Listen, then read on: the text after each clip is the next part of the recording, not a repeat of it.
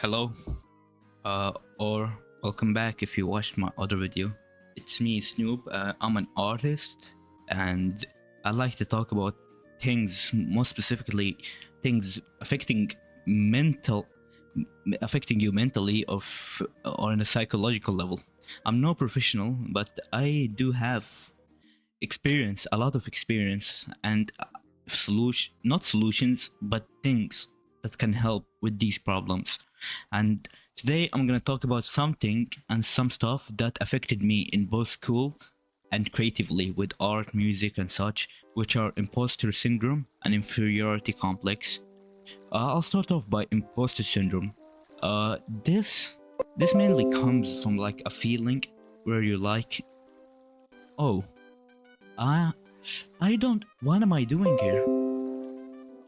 What am I doing here? Or I'm not adequate enough. Or like they don't know I'm not fit. It's like these don't perfectly describe what's going on. Excuse your audio. I hope you guys are mind. But I think they don't know I'm not fit. These are just phrases, but they help you give an idea of what it is. It doesn't perfectly describe it, but it'll help you understand. So, imposter syndrome probably stems from like childhood and stuff. At least a sense of perfectionism and not admitting your flaws. I, personally, I think from my own perspective, I think imposter syndrome makes you know that you're not fit for something or a situation, but you don't want to admit your flaws. It hurts to admit your flaws, and this can lead to a lot of complications, really. It's believed that it stems from childhood events and such, or your parents forcing you to do well in school, or giving you a belief that you're a gifted child, and this can lead to complications later on in this life, which leads you to developing these things. I don't want people to self-diagnose or whatever. I mean, I don't think you can really self-diagnose these. These are things that happen, and I believe that they can apply to pretty much anyone if the right conditions are met. They're not as severe as mental illnesses, but these are things that affect your psychological mind or whatever. And how do you overcome these feelings? especially especially in school or such. You give your like you you fail in a subject, like here's the test paper, you got an F, but you don't want to tell anybody about it. You think you're a failure or whatever, and you think that that you don't fit in with others. You feel like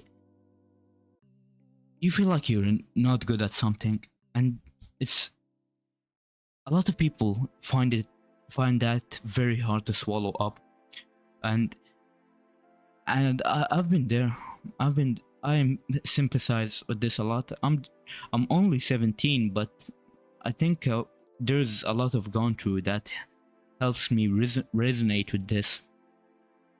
My parents wanted me to be the best I was at school, especially my father. He is very strict, and whenever I got a bad grade, I would just break down. I would overreact so much, and it would like make me doubt myself, not just in school, but outside of school as well. And this has affected me in art as well. And I think imposter syndrome overlaps with inferiority complex as well. And I think it's time to come into inferiority complex. But first off, I wanna give some general advice about imposter syndrome. First off, you gotta repeat stuff to yourself. You gotta make stuff implanted in your mind. These issues, once you hear advice, that won't fix you magically. You have to practice it. You have to put it in your brain. You have to repeat stuff to yourself. Like, it's okay that I failed this test. I didn't study for it, or this thing is too hard for me. It's okay to admit that you have flaws. Everyone has their weaknesses, and that's more than okay to admit, honestly. It's good because you know what's wrong, and you know you can probably go around in a way to fix it. So don't destroy yourself over that. Just because you failed at one thing doesn't mean you're a failure overall. And I recommend talking to family about it. Like, sure, I'll give advice. I'll tell you it's okay that you failed this thing or whatever. But I feel like telling these issues to someone else, and don't seek validation. Just get your emotions out instead of inflicting them on yourself. And it's just don't constantly seek validation from others. I will go into this in inferiority complex, and yeah, and that's about what I wanted to cover from imposter syndrome. It's a very complex subject. I don't know how to touch it on it that well, because on this video I mostly wanted to fix it, to like explain inferiority complex and the ways to go around that as well. And I feel like the solutions overlap with each other, but this inferiority complex is where I kind of have a lot of experience, more experience than imposter syndrome. So that's about it for imposter syndrome. So I'll go over inferiority complex right now. So inferiority complex, the feeling that you're not as good as others, or the feeling that you are placed in a position where everyone else is better than you, and that affects your mental health a lot. So basically, damn, this person's better than me in everything. Yeah, that's the thumbnail. Yeah, you see someone who has better grades than you, gets more bitches than you. Oh, okay, my bad. Just better over. You think that they're better overall than you in so many fields, subjects, hobbies, and that's alright, because you can't be the best at everything, or you can't be. You don't gotta force yourself to be good at everything, because there's. I don't wanna mean to put you down, but there are people who have been doing something for longer than you have, or been preparing something more than you have. So you can be as good as them if you want to put in that work. An inferiority complex, I mostly suffered in this with art. I'd post something or show my friend my art, and they'd show me like their art, and it's like and it's like and it's like something like the Mona Lisa, bro. It would be so good, and I'm like, oh my god, this person's so much better than me.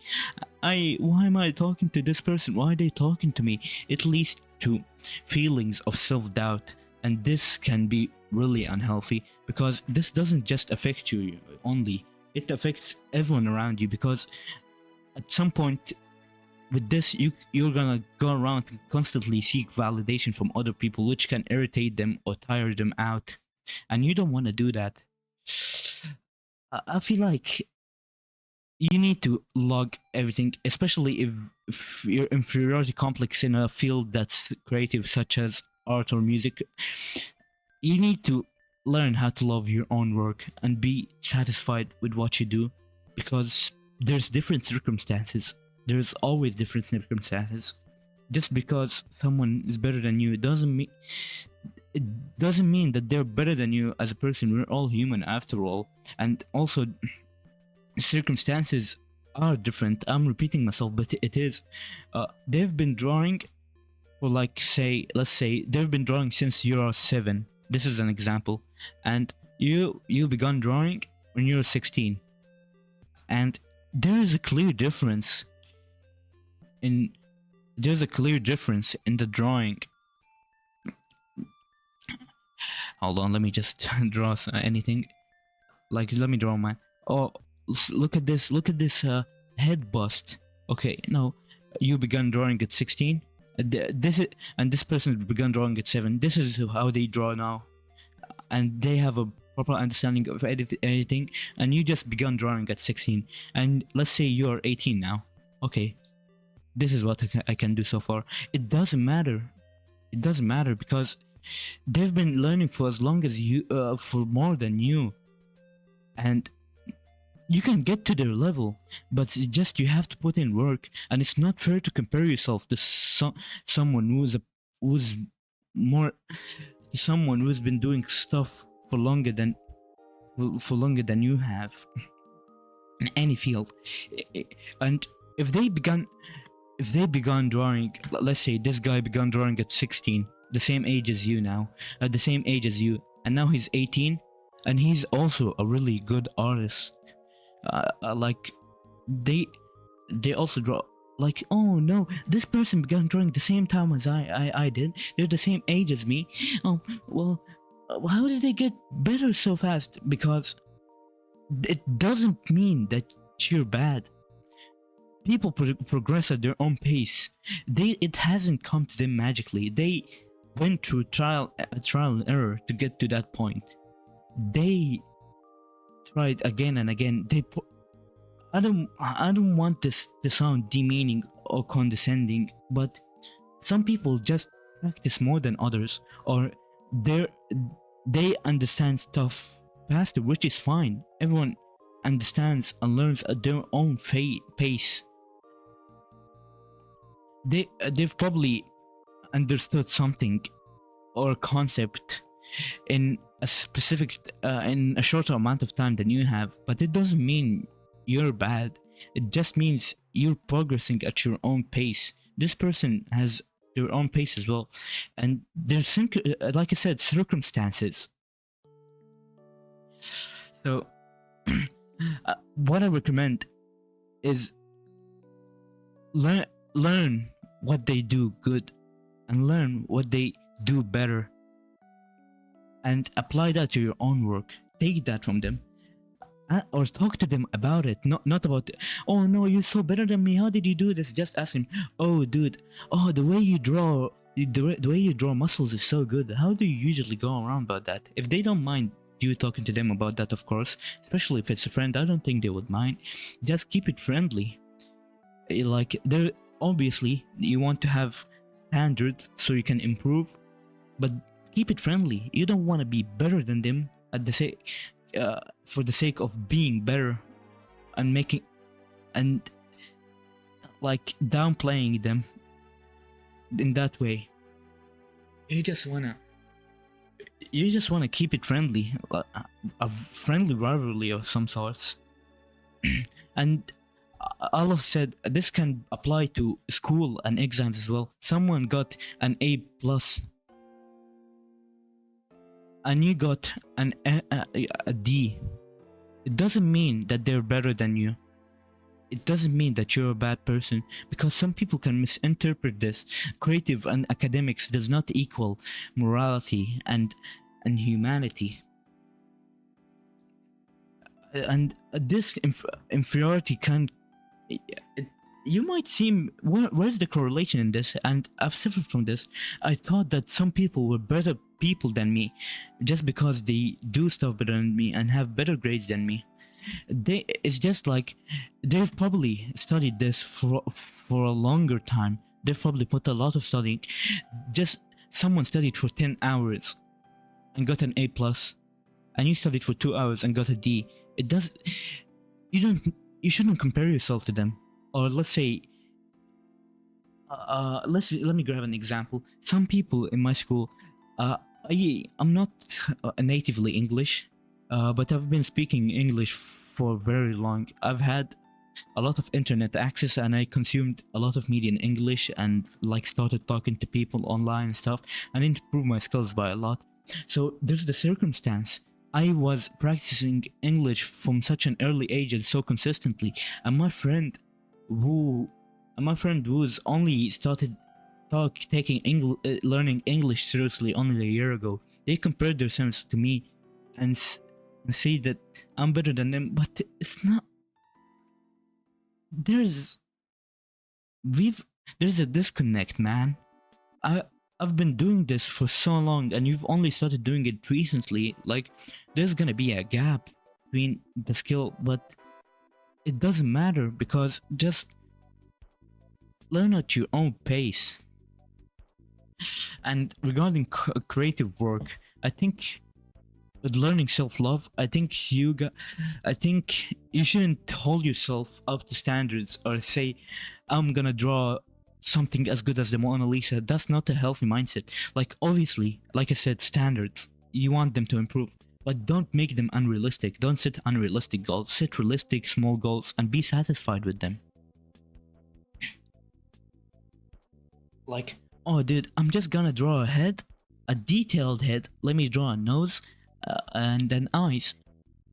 That's a simple task. It's not unrealistic, but you've done it well, and that's satisfying, and you're improving as well because you're still stepping out of your comfort zone. You usually don't draw heads, but you did draw a head and it turned out decent, and you didn't like you didn't say, I'm gonna draw a super hyper realistic head with eyelids and sweat and everything. Oh, you just wanna keep it simple. Step out of your comfort zone, do something that you usually don't, but don't expect to be suddenly good at it. And what I wanted to mention, especially if what you're doing is in a creative field, like music and art, save your work so you can track it. Just because something sucks doesn't mean you should delete it or such. Just keep it, because that will help with your self-satisfaction and happiness without seeking validation from others, because you're gonna see how you progressed and be like, dude, I'm so much better than where I used to be. And that's good for you. You didn't need to seek validation from others. You just saw your own improvement with your own eyes, and that makes you happy. That eases what this thing is on you. Don't let these things get the better hold of you. Don't let imposter syndrome and inferiority complex get the better of you. You're someone who has done something for a short while. It doesn't mean that you're gonna be as good as someone who has done something for a long while, but what the important part is, you're gonna get to that level if you keep a consistent pace, if you wanna learn, if you put in the work. Because I don't wanna sugarcoat it for you. You still genuinely need to put in work, and a lot of people don't swallow that up. It's a tough pill to swallow. Also, just because someone is better than you, this is an extra before I close. Just because someone is better than you, and they're younger, it doesn't mean shit. Generally, it means fuck all. Just they've probably been practicing that thing that they're good at since a young age, and because maybe you've been doing that as well, but because they're younger and better, it probably means that they dedicated all their time to it and practiced more. There's circumstances. Always. I know I've said that a lot, but there's always different circumstances. And yeah, that's about it. Thank you all. Thank you all for listening. I'm gonna draw, before you guys go, I'm gonna draw you my character. His name is Sylvester. Here. He's a plague doctor, and he's gonna give you guys a thumbs up. And here, enjoy what you do, and goodbye. Good luck. You can do whatever you want as long as you put in the effort. And before I close in, I might talk about more. I think I'm gonna talk about more topics in this. So if you subscribe, I'd appreciate that. But mostly, you'll get more videos on topics regarding mental stuff like this. But yeah, good luck. I believe in you. If you have anything, you can reach out to me. See ya.